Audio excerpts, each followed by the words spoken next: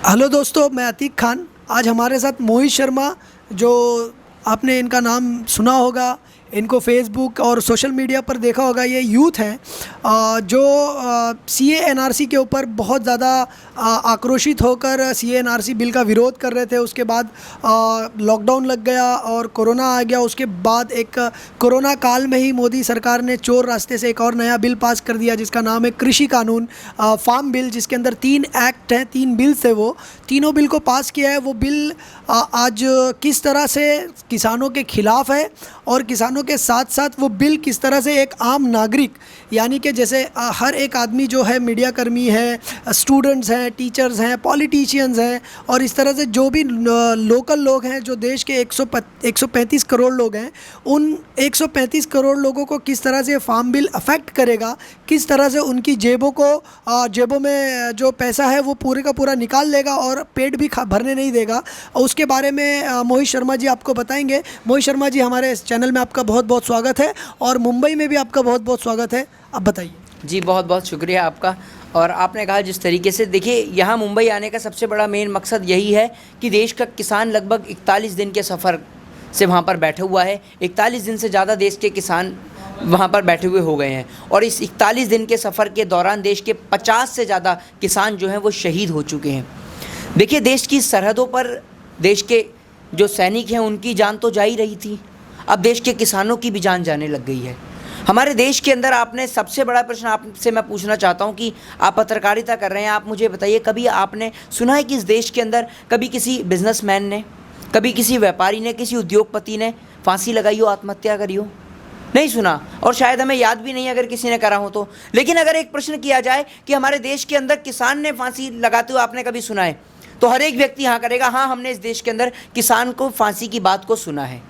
तो उसका भी एक बहुत बड़ा कारण है, रीज़न है। हमारे देश के अंदर अगर किसान बैंक से 10,000 15,000 रुपये उधार ले लेता है तो बैंक वाले उसके घर पे पहुंच जाते हैं, उसकी प्रॉपर्टी को कब्जा कर लेते हैं, कैप्चर कर लेते हैं, जिस कारण देश का किसान डिप्रेशन में आके आत्महत्या कर लेता है। दूसरी ओर देश के बड़े बड़े उद्योगपति, विजय माल्या, नीरव मोदी, मेहुल चोकसी जैसे भगोड़े देश का लाखों करोड़ों रुपया लेकर रातों रात इस देश से फुर हो जाते हैं और इस देश की पहरेदारी करने वाले, इस देश के चौकीदार अपने आप को बताने वाले लोग न जाने कौन से गेट पे खड़े होते हैं कि इस देश के चोर डकैत इस देश का लाखों करोड़ रुपये लेकर फुर हो जाते हैं, लेकिन उनके लिए कोई बात नहीं की जाती। आपने बात करी कोविड की। कोविड को लेकर आपने सुना होगा कि कहा जा रहा था कि नीरव मोदी, देश के प्रधानमंत्री जी कह रहे थे कि नीरव मोदी आ रहा है, आ रहा है, आ रहा है। जनाब, मुझे ये समझ में नहीं आया कि नीरव मोदी क्या पैदल आ रहा है जो अब तक पहुंच ही नहीं पाया है। फिर आज देश का किसान, आपने कहा कि ये बिल आप 1950 से 1960 ईस्वी के दौरान यही सेम कृषि कानून के बिल अमेरिका और यूरोप के कई देशों में लागू किए गए। तकरीबन 70 साल से ज़्यादा हो गए हैं आज इन बिल को वहाँ पर लागू किए हुए। अगर आप वहाँ का सुसाइड रेट देखें देश के किसानों का, तो उसमें भी इजाफा हुआ है और वहाँ के किसान की हालत बद से बदतर है। वहाँ के किसान पूर्ण रूप से आज भी सब्सिडी पर निर्भर हैं।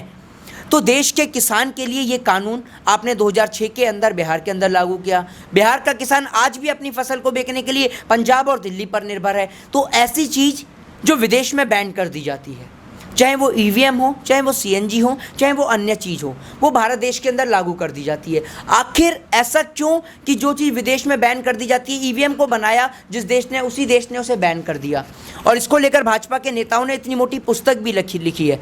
आज आपने भारत देश में उसे चालू कर दी। क्या भारत देश के अंदर भारत देश के लोगों की जान की कोई कीमत नहीं है जो आप हर चीज़ भारत देश में लागू कर देते हैं?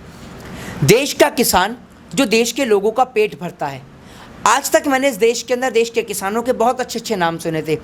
कोई इस देश के किसान को अन्नदाता कहता है, तो इस देश के किसानों को कोई पालनहार कहता है, तो कभी इस देश के किसानों को गीता के ज़रिए कहा जाता है कि ये देश का किसान तो भगवान से भी बढ़कर है, राजा से भी बढ़कर है, कि राजा सिर्फ अपनी राजा जो है अपनी सिर्फ प्रजा का पेट भरता है, लेकिन किसान पूरी मानव जाति का पालनहार होता है। लेकिन पहली बार, ये भी चौंकाने वाली बात है, देश के इतिहास में ये भी लिखे जाने वाली बात है कि पहली बार इस देश के किसान को आतंकवादी, टेररिस्ट और खालिस्तानी और ना जाने कैसे कैसे नामों से संबोधित किया जा रहा है। एक बात मुझे बताइए, जिसका बेटा सरहद की हिफाजत करता हो, क्या उसका पिता कभी आतंकवादी हो सकता है? जब सरहद पर तैनात उस बेटे के पास उस माँ का फ़ोन आता है, उसकी माँ कहती है रोते हुए कि बेटा अब तेरे पिताजी की उम्र हो गई है, अब तेरे पिताजी से खेती नहीं की जाती, तू जल्द ही यहाँ पर आ जा। तो वो बेटा कहता है कि माँ मैं जल्द ही सरहदों से आ जाऊँगा वापस घर पर, और मैं घर पे आके वापस से खेती करने लग जाऊँगा और पिताजी को और आपको आराम करने के लिए कह दूँगा। और 4 दिन बाद जब खबर आती है कि वो बेटा जो कहता है अपने पिता से कि पिताजी मैं आपके कंधों की जो जिम्मेदारी है उसे अब अपने कंधों पर ले लूँगा, 4 दिन बाद खबर आती है उस बेटे का शव जब यहाँ पर आता है कि वो बेटा भारत माँ की हिफाजत करते हुए शहीद हो गया। क्या उसका पिता आतंकवादी हो सकता है क्या? देश की सरकार उनको आतंकवादी बता सकती है, लेकिन इस देश के लोग उन्हें कभी आतंकवादी नहीं बता सकते। अरे इस देश के नेता तो शहीद हेमंत करकरे जैसों का भी अपमान कर देते हैं, जिन्होंने इस देश के खातिर अपना रक्त बहा है। मैं इस देश के अंदर सिर्फ सम्मान करता हूं तो इस देश के तिरंगे का, इस देश के कॉन्स्टिट्यूशन का, इस देश का वो कॉन्स्टिट्यूशन जिसने आपको और हमें अधिकार दिया, इस देश का वो लोकतंत्र जो आपको और हमें अधिकार देता है। ज़रा आप एक बात मुझे बताइए, आज आपको लगता है कि आप और हम इस देश के कॉन्स्टिट्यूशन का भी पालन करते हैं? भारत देश का कॉन्स्टिट्यूशन कहता है, पहली लाइन क्या कहता है हमारे देश का संविधान? हम भारत के लोग और हम भारत देश के लोग और ये हम भारत के नागरिक, ये हमारा देश। आज आपको लगता है सबसे पहले हम लोग कहते हैं अगर कहीं भी हो, देश के प्रधानमंत्री ही क्यों ना हो, भाइयों और बहनों मैं चाय वाला हूँ, मैं पिछड़ी जाति से आता हूँ। कोई कहता है मैं हिंदू हूँ, कोई कहता है मैं मुस्लिम हूँ, कोई कहता है मैं सिख हूँ, कोई कहता है मैं ईसाई हूँ, कोई कहता है मैं दलित हूँ, कोई कहता है मैं आदिवासी हूँ, कोई कहता है मैं ब्राह्मण हूँ, कोई कहता है मैं शूद्र हूँ, कोई कहता है मैं वैश्य हूँ। क्यों नहीं कहते हम भारत हैं, हम भारतीय हैं, हम भारत देश के नागरिक हैं? क्यों नहीं कहते हम? अच्छा मोहित जी, एक बात बताइए कि जो यूथ है आज देश के अंदर, वो कहीं ना कहीं कृषि कानून के खिलाफ आवाज़ उठाने से कतराता नज़र आ रहा है, और वो कृषि कानून के खिलाफ किसानों के समर्थन में कम नज़र आ रहा है। तो आप किस तरह से यूथ को और जो नौजवान तबका है उनको आप कृषि कानून के खिलाफ और किसान आंदोलन में किस तरह से जोड़ना चाहोगे, किस तरह से जोड़ोगे आप? देखिए, ऐसा नहीं है कि हमारे देश का यूथ जो है वो कतरा रहा है। हाँ, हालांकि हमारे देश का यूथ अभी थोड़ा सा डरा हुआ है, वो इस कारण से कि इस देश की सरकार को उन्होंने देखा है कि कोई भी अगर सरकार का विरोध करता है तो उसको उठाकर जेल में बंद कर दिया जाता है। किसानों के ऊपर मुकदमे भी होते हुए देखे हैं इस देश के अंदर लोगों ने। तो इस देश का जो यूथ है वो इस बात से डरा हुआ है थोड़ा सा। लेकिन ऐसा नहीं है कि इस देश का यूथ देश के किसानों के साथ नहीं है। हमारे देश के अंदर हमारे देश के नागरिकों को किसी चीज़ का प्रमाण देने की आवश्यकता नहीं कि वो इस देश के नागरिक हैं या नहीं, लेकिन आज ये प्रमाण देश के नागरिकों के साथ साथ देश के किसान से भी मांगा जा रहा है। देश के किसान को आतंकवादी, टेररिस्ट और खालिस्तानी बताया जा रहा है। इस देश का यूथ इस देश के किसान के साथ था, है और रहेगा, क्योंकि वो जानता है कि उसके पिताजी ने कैसे इस धरती को, इस बंजर भूमि को बोकर, उस बंजर भूमि से अनाज को पैदा कर कर उसको पढ़ाया है और इस भारत देश की नींव रखने के लायक, इस देश के कॉन्स्टिट्यूशन को आगे बढ़ाने के लायक बनाया है। तो वो बेटा आज अपने पिता को सपोर्ट, समर्थन कर रहा है। और ऐसा नहीं है, हमारे देश के अंदर आप देखें ना एक आंकड़ा, तो जितने भी नौजवान आज सरहदों पर तैनात हैं उनमें से 99.9% अगर आप देखें तो देश के किसान के बच्चे हैं, वो देश के किसान के बच्चे हैं। और इनमें से शायद एक भी नहीं, मुझे तो पता नाम, शायद अगर आपको हो तो आप मेरी जानकारी को पुख्ता करिए, लेकिन मेरे को एक भी ऐसा नाम याद नहीं है कि इस देश के अंदर सरहदों की हिफाजत करने के लिए कोई नेता का बच्चा तैनात हो। हमारी सरहद पे अगर इस देश के जवान अगर शहीद होते हैं तो उसका कारण यही है कि वो किसान के बच्चे हैं। अगर आप बात करें पुलवामा की, तो मैं पुलवामा पे पहले 2 लाइन पढ़ूंगा, फिर पुलवामा की भी बात करूंगा कि पुलवामा में देश के वीरों ने जो जान देश पर वारी है, पुलवामा में देश के वीरों ने जो जान देश पर वारी है, ये दुश्मन की औकात नहीं, ये अपनों की गद्दारी है। जनाब, आप उस देश में रहते हैं जिस देश के अंदर आप एक रिवॉल्वर लगा के दिल्ली का बैरिकेड क्रॉस नहीं कर सकते, और वो 350 किलो RDX और जेलेटिन लेकर हमारे देश की सरहदों पर घुस जाता है, सरहद के अंदर घुस के हमारे देश के जवानों को शहीद कर देता है। लेकिन हमारे देश की सरकार, जब हमारे देश के लोग कहते हैं कि हमारे देश, हमें कोई फर्क नहीं पड़ता कि पाकिस्तान का 1 मरे चाहे 1 करोड़ मरे, हमें उससे कोई फर्क नहीं, हम भारत देश के नागरिक हैं, हमें अपने तिरंगे झंडे से प्यार है। और आप कहते हैं हमारे देश का एक जवान शहीद, अरे अगर हमारे देश के एक जवान की उंगली में भी खरोंच लगती है ना, तो हमें उसका भी दुख है। और हम सरकार से पूछेंगे कि अगर हमारे देश के जवान की उंगली में चोट लगी तो लगी कैसे। हमें कोई मतलब नहीं कि वहां 100 मरे, 1 मरे, 1 करोड़ मरे, कोई मतलब नहीं, लेकिन हमारे देश के एक भी जवान की शहादत हमें मंजूर नहीं, क्योंकि हम जानते हैं कि इस देश की सरकार की इतनी औकात नहीं कि वो उन शहीद होने वाले लोगों को घर और परिवार को चला सके। घर और परिवार को उन्हें चलाना है और देश की सरहदों की भी हिफाजत करनी है। और अगर देश के इतिहास को ना कुरेदा जाए तो ही बेहतर है, क्योंकि अगर आप देश के इतिहास को कुरेदने की बात अगर करेंगे ना, देश के इतिहास को कुरेदेंगे, तो जनाब आज जो लोग देशभक्ति का पाठ पढ़ा रहे हैं ना, जो आज देश के लोगों को देशभक्ति सिखा रहे हैं, अगर इतिहास को कुरेद दिया जाए ना और इतिहास के पन्नों को खंगाल दिया जाए, तो इस देश के सबसे बड़े देश विरोधी आतंकवादी और टेररिस्ट हैं तो वही लोग हैं जो सारा का सारा देश जब अंग्रेज़ों से लोहा ले रहा था तो वो रानी विक्टोरिया को सलाम ठोकने में लग रहे थे, अंग्रेज़ों के जूते और चप्पल चाटने में लग रहे थे। तो इसलिए इस देश के इतिहास को ना खंगाला जाए तो ही बेहतर है, क्योंकि हम लोग आज में बिलीव रखते हैं, हम आज की बात पे यकीन करते हैं। आज देश के प्रधानमंत्री जी, अगर कोई व्यक्ति 40 साल में, 45 साल में या 35 साल में अगर PhD कर ले तो बड़ी आपत्ति हो जाती है, और जब देश के प्रधानमंत्री जी 35 वर्ष की उम्र में MA की पढ़ाई कर ले तो कोई आपत्ति नहीं होती। देश के प्रधानमंत्री जी आज देश के किसानों की डिग्री को लेकर देश के तमाम तरीके के नेता इनकी किसानों की डिग्री पे बात करते हैं कि किसान अनपढ़ है।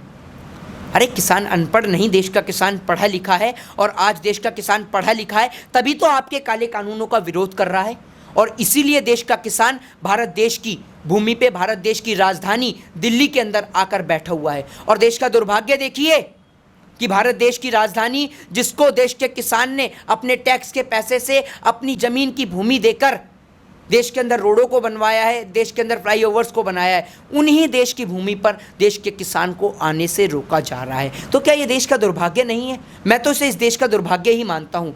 आप उस देश की बात करते हैं जिस देश के अंदर देश के किसानों को, देश के जवानों को लोग भगवान से ज़्यादा मानते हैं, क्योंकि ये लोग वो लोग हैं जो भारत देश की मातृभूमि की रक्षा करते हैं, भारत देश के तिरंगे की रक्षा करते हैं, भारत देश के अंदर लोगों का पेट भरने का कार्य करते हैं। तो इस देश के अंदर लोग जितने अपने भगवान को मानते हैं, अपने ईश्वर को मानते हैं, अपने अल्लाह को मानते हैं, उतना ही इस देश के किसान को भी मानते हैं, इस देश के जवान को भी मानते हैं। और आप देख रहे हैं ना, जो अभी आपको देखने को मिलता है कि DP Delhi police, HP Himachal police, PP Punjab police, मेरे को लगता है ये भी बहुत कुछ चंद दिनों का ही मेहमान है। इसके बाद आपको बहुत जल्द नज़र आने को आ भी सकता है इस देश की सरकार के राज में कि इसकी जगह कर दें AP, Adani police, Ambani police. इनका बस नहीं चल रहा, ये पूरे देश को बेच दें। इन्होंने रेलवे से लेकर एयर इंडिया से लेकर BSNL से लेकर MTNL तक पूरे देश की हर एक संपत्ति को नीलाम कर दिया।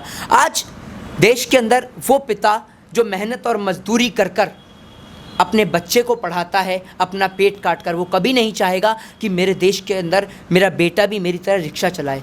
सरकार तो ये कह रही है कि हम MSP का जो भी कानून था, उस MSP के कानून को कहीं पर भी कोई मतलब अमेंड नहीं कर रहे हैं या उसके अंदर कोई संशोधन नहीं ला रहे हैं। MSP पहले ही जैसा है, और फिर भी किसान इसका विरोध इसलिए कर रहे हैं क्योंकि उनको अपोजिशन जो है वो वर्गला रहा है, अपोजिशन भड़का रहा है।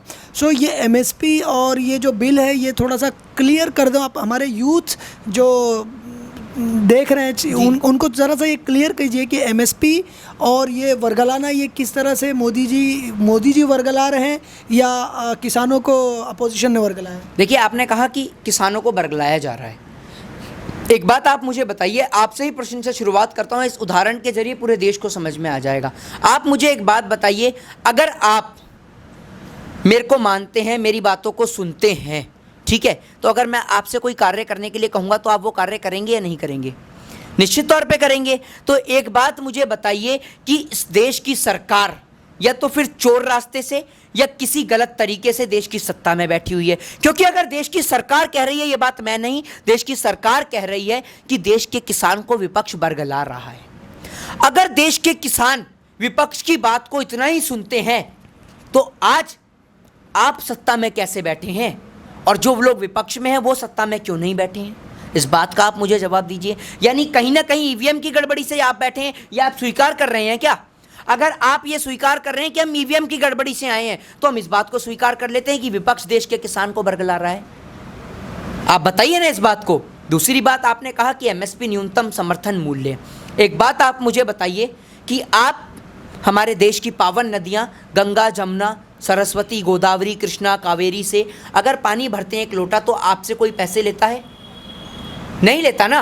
एक लोटा क्या 1000 बाल्टी भरेंगे तो कोई पैसा नहीं लेता।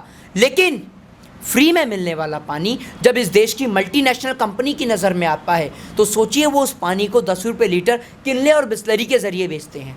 तो जब सोचिए फ्री में मिलने वाला पानी इस देश के अंदर 10 रुपये लीटर 20 रुपये लीटर बिक सकता है, तो सोचिए जब किसान की मंडियाँ इनके हाथ लगेंगी तो जो आलू आपको और मुझे आज 10 रुपये किलो 20 रुपये किलो मिलता है, वही आलू 200 रुपये किलो 300 रुपये किलो मिलेगा। तो आपको और हमें मजबूरी में खरीदना पड़ेगा, क्योंकि हमें आपका अपना और अपने परिवार का पेट भरना है।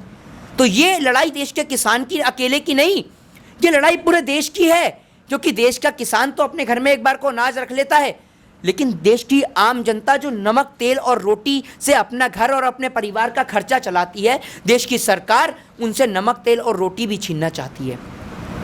आपने बात करते हैं देश की सरकार की, आपने कहा कि देश की सरकार जो है वो बरगला रही है। एक बात मुझे बताइए, देश की सरकार की बात पर कैसे आप, मैं या इस देश की नौजवान जो पीढ़ी है वो यकीन करेगी? कैसे करेगी यकीन? वो तमाम, अगर आप वादों को फ्लैशबैक में एक बार जाकर देखें तो वो तमाम सारे वादे जो देश की सरकार ने इस देश की जनता से किए थे, अगर वो उन वादों को पूरा करती तो आज देश की सरकार को, देश के किसानों को सफाई देने की ज़रूरत नहीं पड़ती। आज आप एक बात मुझे बताइए, इस देश के अंदर देश के युवाओं को 2 करोड़ रोजगार मिला? नहीं मिला। इस देश के अंदर देश के किसानों की आय दुगनी हुई? नहीं हुई। देश के किसानों की आत्महत्या रुकी? नहीं रुकी। देश को बुलेट ट्रेन का सपना दिखाकर भारतीय रेल को भी नीलाम कर दिया गया। ये देश के प्रधानमंत्री जी की सोच है।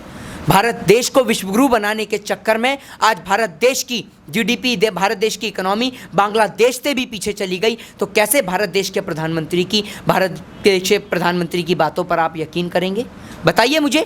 भारत देश के युवाओं को, भारत देश के नौजवानों को आज उनका भविष्य गर्त में ढकेल दिया गया। उनसे कहा जाता है चाय पकौड़ा और चौकीदारी बेच करिए।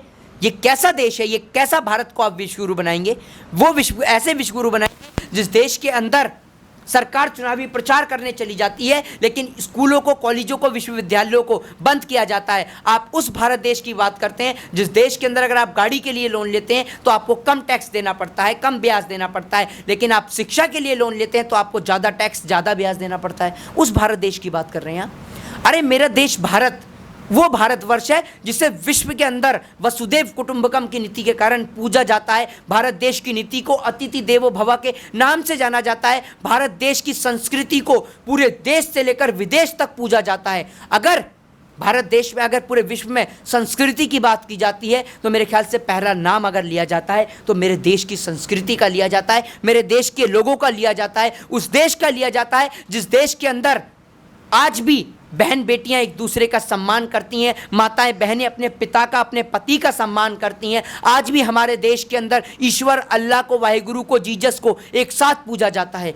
ये मेरे देश की खूबसूरती है, जिस देश की खूबसूरती को आप समाप्त करने का प्रयास कर रहे हैं। लेकिन आप जैसे चंद लोग जो इस देश की इस खूबसूरती को निपटाना चाहते हैं, तो ये महज आपका एक सपना है। ये सपना कभी पूरा नहीं होगा, क्योंकि इस देश की भूमि को बड़े ही मुश्किलों से आज़ाद कराया गया है। प्रधानमंत्री जी, बड़ी ही मुश्किलों से न जाने कितने ही माँओं ने अपने वीर सपूतों का बलिदान देकर, न जाने कितनी ही बहन बेटियों ने अपने सुहाग को उजाड़कर इस देश की भूमि को आज़ाद कराया था। इस देश की भूमि को दोबारा से उद्योगपतियों के हाथों में मत सौंपिए, क्योंकि ये देश इस देश के वीर सपूतों से, इस देश के वीर शहीदों से, उनके लहू से आज़ाद हुआ है। तो उस देश के लहू को आप कलंकित करने का प्रयास मत करिए। बड़ी मुश्किल से देश को आज़ाद कराया है, इस देश को दोबारा गुलामी की राह पर मत लेकर जाइए। ये तो हमारे साथ मोहित शर्मा जो बता रहे थे कि किस तरह से प्रधानमंत्री नरेंद्र मोदी जी विपक्ष का नाम लेकर हमारे युवाओं को और देशवासियों को किस तरह से वरगला रहे हैं किसानों के खिलाफ, और किस तरह से देश को तोड़ने की और गरीब और अमीर के बीच में एक और बड़ा सा फासला बनाने की कोशिश कर रहे हैं। अब ये बीजेपी गवर्नमेंट के जो फेलियर्स हैं वो किस तरह से बता रहे थे। आप इस वीडियो को, मैं एक बात पहले अंतिम में और कहना चाहूँगा देश के युवाओं के और नौजवानों के लिए। आप लोगों से निवेदन है कि आप लोग राजनीति से ऊपर उठकर, जाति, धर्म, कास्ट और रिलीजन से ऊपर उठकर जो सही है, चाहे वो किसी भी सरकार हो, किसी की भी सरकार हो, उसको समर्थन करिए, और जो गलत है उसका विरोध करिए, क्योंकि आप लोग अगर सही और गलत की समझ नहीं रखेंगे तो ये देश बर्बाद हो जाएगा। और आप लोग, इस देश की, हम जैसे लोग, इस देश की नौजवान पीढ़ी हैं, हम लोगों को तो देश के किसान को समर्थन देना चाहिए। और अगर हम लोग पीछे हट जाएंगे तो ये देश दोबारा गुलाम बन जाएगा। तो देश को गुलाम होने से बचाना है और भारत देश के अंदर अमन, चैन और शांति को कायम करना है। जय हिंद, जय भारत। सो इस वीडियो को आप लाइक, शेयर, सब्सक्राइब भले ना करें, लेकिन किसानों का समर्थन ज़रूर करें। इस वीडियो को ज़्यादा से ज़्यादा लोगों तक पहुंचाएं और ज़्यादा से ज़्यादा लोग किसान आंदोलन के साथ जुड़े और किसानों की ताकत बने। इसमें किसानों के साथ साथ आपका अपना खुद का फ़ायदा है। जय हिंद, जय महाराष्ट्र।